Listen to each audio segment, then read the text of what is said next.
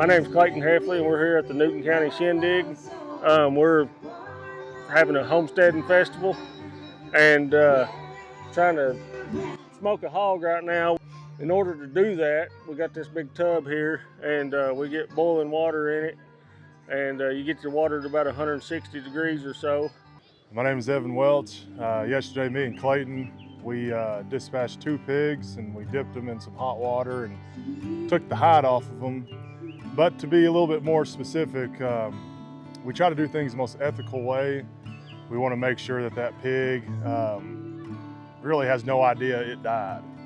And so there's a couple ways that you can kill a pig, and we really like to take a small caliber, maybe a 22, and we go right behind the ear, and it's about 2 seconds and that pig's dead.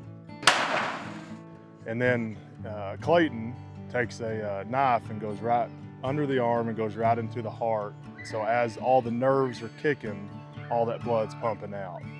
And so that's kind of the hardest part of the whole process is you're watching something that's alive and now it's dead.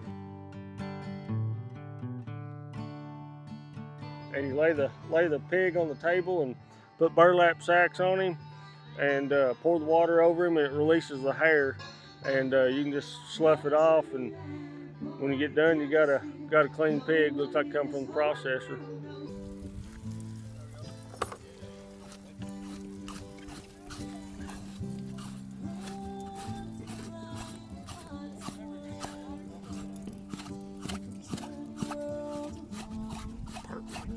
It's just right, ain't it? Yep. It helps having hanging tension on it. Yeah. Having you got them hang, and you can.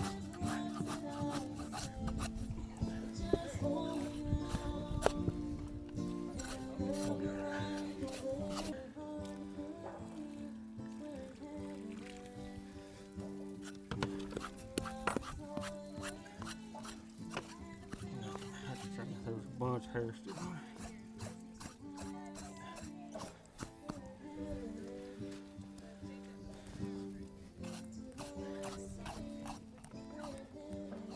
Yeah, if people would process their meat themselves, that it has a little more meaning to it. You know, you don't. It means more when you don't when you leave that bacon laying on the counter or something. You know, you know that you worked hard for that. That animal gave its life for that. You worked hard to put that on the table, and you're just not as wasteful. You have more respect for the land and the animals that you're eating. It's just a full circle of life, and it means a lot more to people. So one thing I would really like to express, I would really encourage parents to involve their children and to really relay the message that this is not just for fun. This is for eating and sustenance. And the process is kind of rough at first for a child. I wasn't raised in the hills. I was raised, we didn't hunt, we didn't fish. So I remember the first time my father-in-law came back to his house with a wild pig, I almost threw up when he was gutting it.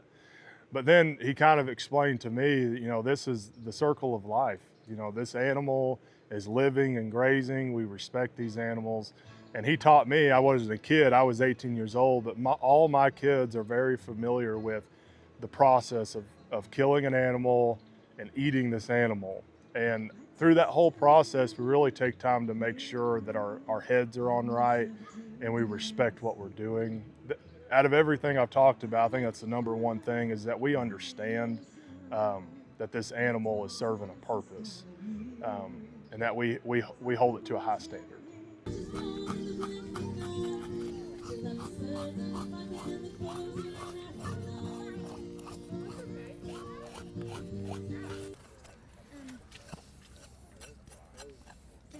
Thank you.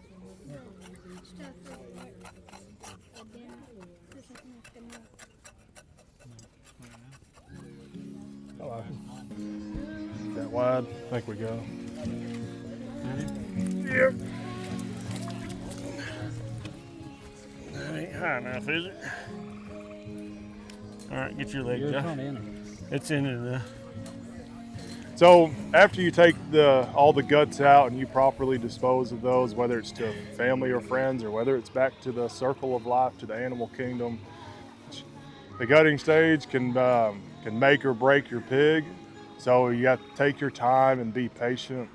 And we start from the bottom and work all the way to the head of the pig, remove all the innards of the pig. And there's not much that goes to waste. Now there's some people here in the mountains that will eat 99% of the pig. I'm not one of those people, but you can take a lot of the things that you don't want to eat and you can circle it back to chickens. Chickens will eat all kinds of the stuff that you don't want to eat. A lot of stuff we'll just give to the dogs and let them eat, and it saves me on some dog food bills. But we utilize, in my household, we'll utilize about 80% of the pig, and the rest will go to chickens or it will go to our dogs to chew on over the course of a couple days. So some of the things that we don't really eat is the intestines. You can take time and get rid of all the stuff inside the intestines and make casing, make sausage casing. One of the things that we do is we always call up different people to say, hey, we're not gonna eat this part of the pig, do you want it? So we always try to check with people that may eat those parts of the pigs to see if they want it. I have a friend in Harrison that if we kill deer, cows, pigs, they want the liver. And they take the liver and the kidneys and they make dog food out of it. So we try to always make sure this pig's being utilized. I think the only part that I haven't seen people utilize is the teeth and the eyeballs. So you can use brains, you can use all the stuff in the head and make head cheese. I just don't like it. I just like the meat of the pig.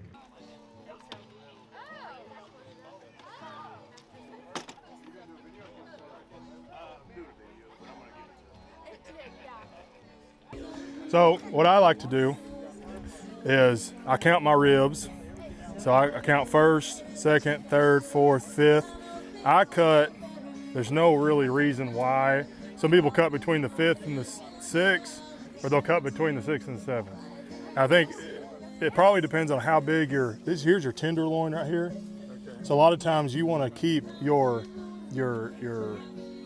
shoulder, the front half of the pig, the picnic, you kind of want to keep the tenderloin out of that because you want all your tenderloins to be part of your bone in, pork chops, or bone out. So when you have a big, massive pig, you may only go 3 ribs. This pig, I'm going to cut about right here. So this will be 1, 2, 3, 4, so in between 4 and 5. So you just slide all the way through, cut all the way down the table.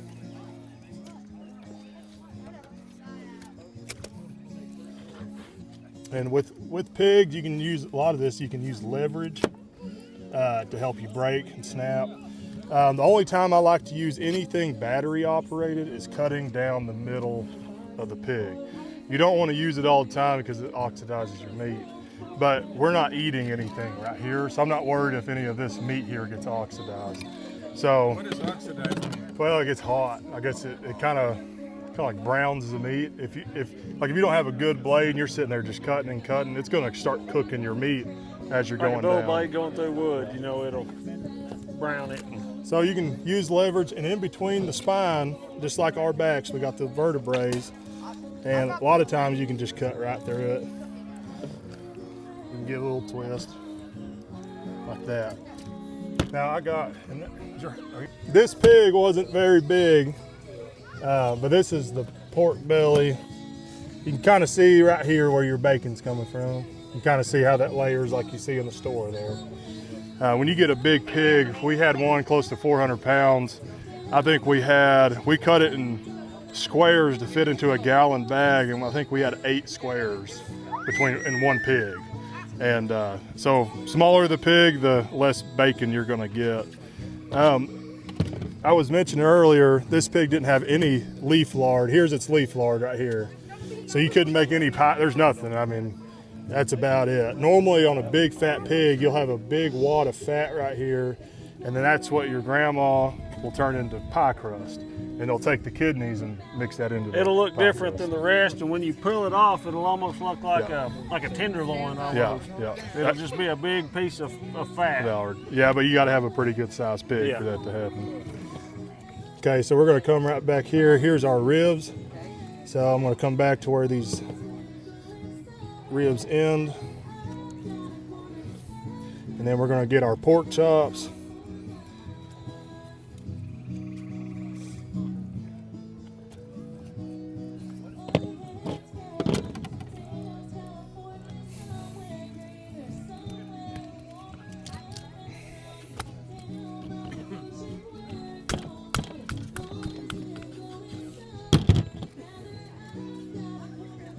So there's where you can see your tenderloin. So if you can imagine we go into a store and buy you a bone-in tenderloin, you start cutting in between these vertebrae here, and you start cutting. And we're going to take our get my hacksaw right there.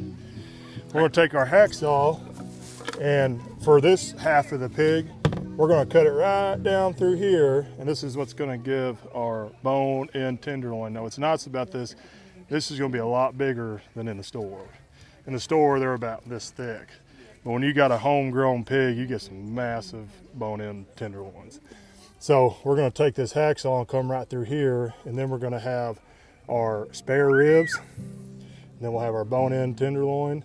If you were to come through here and cut right close, there's all these seams. When you butcher an animal, you'll just see seams all through it, and that's normally where your cut lines are. So you see the seam right here. If you were to go right through there and start taking all these ribs, cut off the spine, well, there's your ribs as a whole set. But for us, we're gonna cut this right down in half. So all I need for you is put some pressure on it. Let's see. I'm gonna have you kind of hold over the edge. Oops, sorry.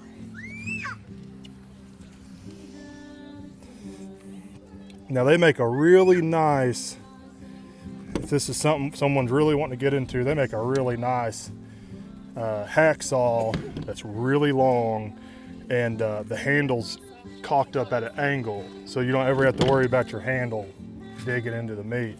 But I'm cheap, so I went down to Tanner's Hardware, and that's where I buy my stuff. This is, for us, this is just a hobby. It's not for commercial use. So.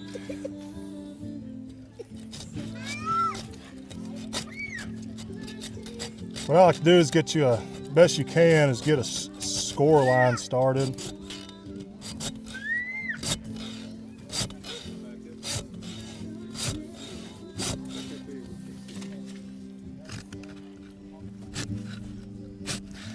And I like to have someone hold pressure, because here in just a little bit you're going to hear a big old snap, and it takes my cutting time a lot. It takes it down.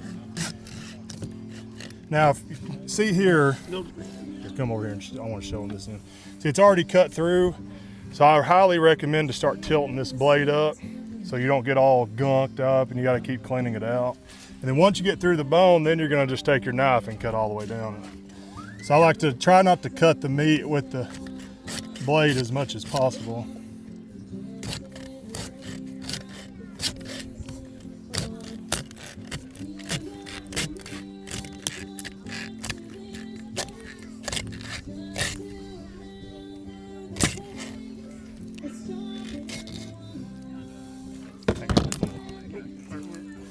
Cut this off here.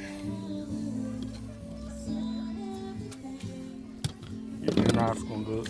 Got it.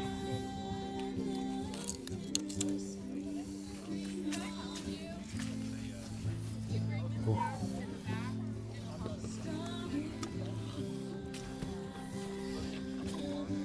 So what you do is you start cutting.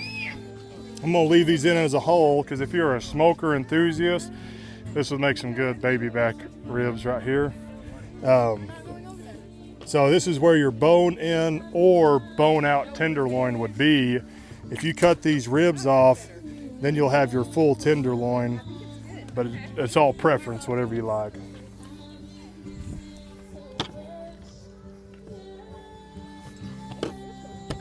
Now my dad, if he was here, I don't think he's here today, he'd leave this right here as a whole. Put this in the smoker and it'd be some good smoked ribs. Now if you want to cut this off, then you can make you a brisket of some sort, but most people will leave this all together and put it in a smoker and eat it all at once. So these will be what you would call your spare ribs right here. What do you do with the skin on all of those, as far as skin wise? Well, if you want to, I'm going a lot off, my dad's a meat enthusiast. So he sits there and he pokes a lot of holes in it. And that way when he puts it in the smoker, it will crisp up real nice and you get that hard crunch. Some people don't like the skin. It's like a chicken, you know, some people don't like it, some people do. I prefer skin on because it gets that crunchy layer and it's very delicious. So we'll get, and for those who aren't here, I got some papers if you ever wondered what each part of the pig is. So right here, we're gonna go back.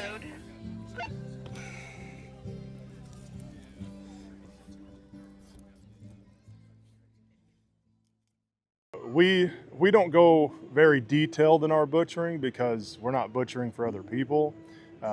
So we break it up into 5 different parts. We have the picnic, which is the front shoulder, the picnic, and the butt.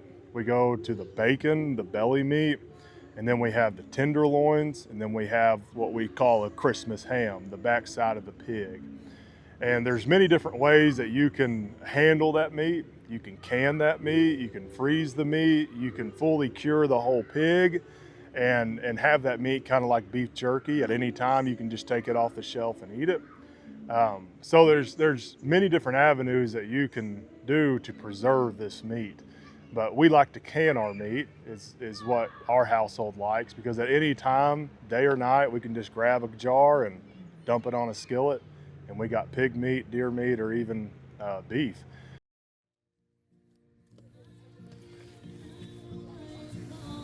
So right through here you have your scapula, the back half of the spine. I just come through here as close as I can get it, so I'm not wasting meat. And I'm going to cut that back spine out. And a lot of this, if anybody makes homemade stock, take anything with the spines. You can take your hocks and throw that and get some pork broth. So you can utilize about 100% of the pig some way or another, even if you feed some of it to your dog. Now I would highly recommend, we're doing this fresh. I mean, this was killed, what, an hour and a half ago maybe. I'd highly recommend to do all your butchering in the winter and kill it. If you don't have a nice big refrigerator, kill it and let it hang for as long as you want it to hang. If you have a nice stiff pig right here, it's so easy to work with. You don't have all the slime and grime to deal with. You'll notice a big difference in your cuts when you're done too. Cuts will be cleaner and real clean, and it's just a lot easier to work with if it's like freezing. Now, everybody come here real close real quick. When you start getting your pigs, deer, anything, there's glands in there. And you'll know when you cook a piece of sausage and you bite into a gland, it's a nasty. This is how you can look, all these little dark, you'll see these dark little pebbles. Those will be your glands, and a lot of times it's mixed in with your fat. It's kind of just in the fat. So you want to, as you're going through your pig, you want to watch out for anything that looks dark like that, because that will, whatever you put that in, if you put this fat in to grind some sausage, that one piece of sausage is going to taste bad. If you get some bigger glands, it can ruin the whole group of sausage. And you'll know it too once you start eating in on it. But there's not very many in a pig. It's not unedible. It's just don't taste good. Taste good. You don't want second. Yeah, you don't want second meat. Keeps you from eating too much. So all I'm doing here is I'm just finding this bone and I'm cutting as close as I can to this bone, to the back half of the spine here.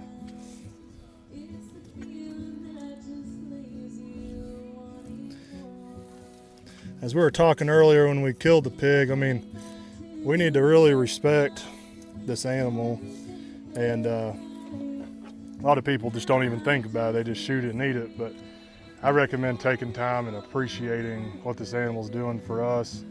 You know, it is feeding the family, but we're getting to enjoy some great parts of God's creation. Now, like I said, we're keeping this very basic today. So what you do here is you just trim it up nice so it's a little bit more presentable.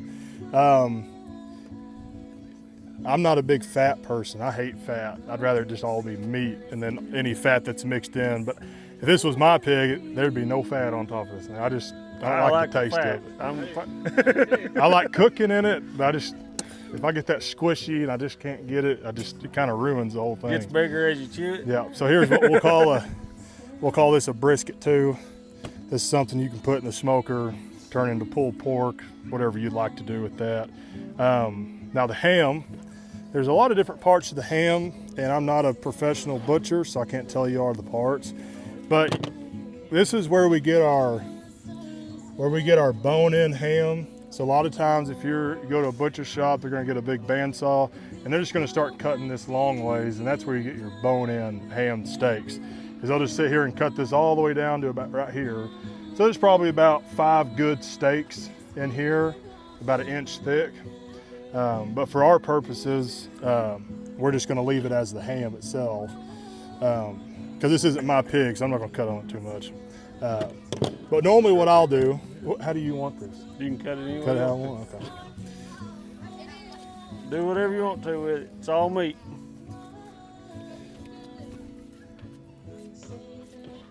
In this festival today, we didn't get to hang it up for several days. We went right into the butchering process. But if you happen to have a pig or an animal that you want to butcher, I would highly recommend doing it in the winter. That way you can hang it up for about 4 or 5 days. We hang it up outside to let that fresh air get on it. You don't have to worry about flies or bugs in the winter time.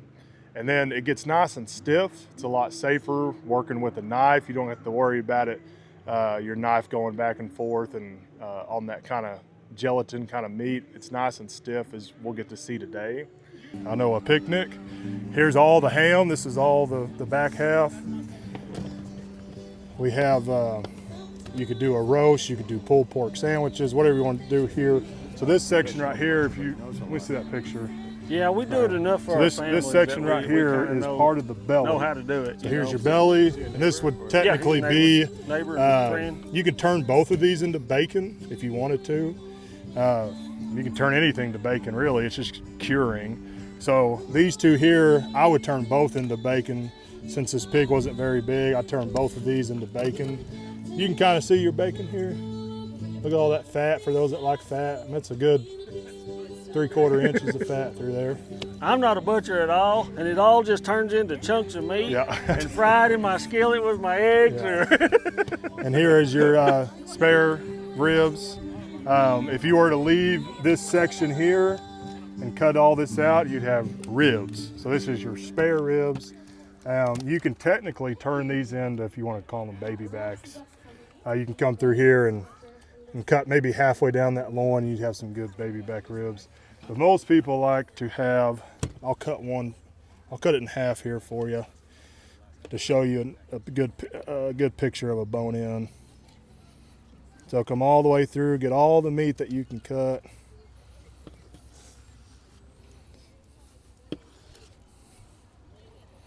And then I will take a cleaver and we'll try to come, it's better on a chopping board. But there you can see a little bit better your bone-in tenderloin. Not very big on this pig, but still be good eating. On this pig, I get rid of the ribs. I just do boneless myself. But that's your tenderloin. A lot of times you go to the store, it's in that big long strip. That's where this comes from. It's that cushion on the spine there. That's really your different cuts of meats. Are there any questions about the pig? Would you say, just ballpark, would you say this is like $100 worth of meat or $200 worth of meat? Or, what would you say? if you were to sell it, or if you were to buy it, I guess. Well, I don't Probably. know. I don't know. I don't buy meat at the store, so I don't really know the prices. Well, how much is ribs at a store? I mean, they got to be 18, 20 bucks. Yeah. 25, depending Yeah. on the Yeah, size. a rib. So probably You know. a size like this. That's got to be close to what, 20 bucks, I'd say, at a store, give or take. I'd say $100, Beef $150. rib, yes. And you got to think, when you're doing this bacon, I cut my bacon almost 7/8 of an inch thick. I like a steak bacon is what I like. Because you go to the store and you hang it up and you can see through it. and it's about $7 a pack. So you got to think how much bacon is actually in here when you compare it to what's in the store. They cut them things, I mean, not even an 1/8 inch thick. They inject water into them to make them weigh more. Yeah. Yeah. And then cook them up, and then it makes them fried. So if you were, I'm going to cut this. And I'll be honest with you, if you think you're going to raise this pig and save money at the store, you are not. You know, this one pig, you're going to get, what did you say, maybe $200 out of this pig. It's probably got 300 feed in it. You know, Better food. but you're getting a better quality of meat. So yeah, the whole point of it, my wife said, I want a non-GMO feed. And I said, okay. It's like $14 a bag. Yeah. And at the end of my pig's life, they got up to about 350 pounds. We put them in a mobile pen. So we just kept moving them around the edge of the pond. So they were keeping the edge of the pond clean. They were wathering. They were happy. But they couldn't move very much because I wanted them to be real fat and turn that fat into lard. My mother-in-law, who's walking around here, will take that fat and turn it into lard. You can make pie crust out of it. You can make cooking grease out of it. And all non-GMO feed, I think we had like $800 to $900 worth of feed. But the point of it is we're eating very healthy meat. And that really can't have a price on it. It's, if you can do it, it's worth it. The goal is not to save money, it's to sustainably raise and eat. To eat a better food, and, use you all know, of the parts. know that you're feeding your kids better Not quality wasting food. anything. So here's this right here. You could just imagine when you go to the store, they're cutting like this thin. So you can imagine how much packs of bacon. You could probably get almost 6 packs of bacon out of this. But me, I get about 1 pack because I cut it so big. This is where you'll notice the firmness in your meat when you cool it, trying to slice it thin. Yeah. Yeah. You can't hardly, you just roll that all over. Yeah. But if it's firm, you can Yeah. do with it. And we'll have one tomorrow that he'll be cutting up tomorrow, and it will be firm. Yeah. So it'll be a whole nother. It'll show it a little better. And like I said, this keeps breaking down. I mean, this picnic here, you can just keep breaking this down to a lot of different cuts of meat. But I mean, it's just a little too much for me. It's a little too much time. This is the way that we do our meat. And then, do you know if Tasha's canning this year? She's not. So we can our meat. Yeah. It seems a little unorthodox, but we'll take all of this. So like, we'll break this down, but everything but the belly and the tenderloin, everything else, all this is getting cut into fajita-sized strips, and we put that in a canner, and that will can and have several year shelf life. And then it's already cooked, so at any time you just dump it in your skillet, and it just get warmed up, and it sit there and melt in your mouth. Yeah. Did you go to get training in butchering? And No. You just taught yourself? Yeah, I just watched YouTube. I went to YouTube University. So what we done the very first time we butchered a pig, I had my laptop out, and then we had like an assembly line, and we done one with Burleson here, and we done, after it was hung up, we done start to finish, and we done two big pigs.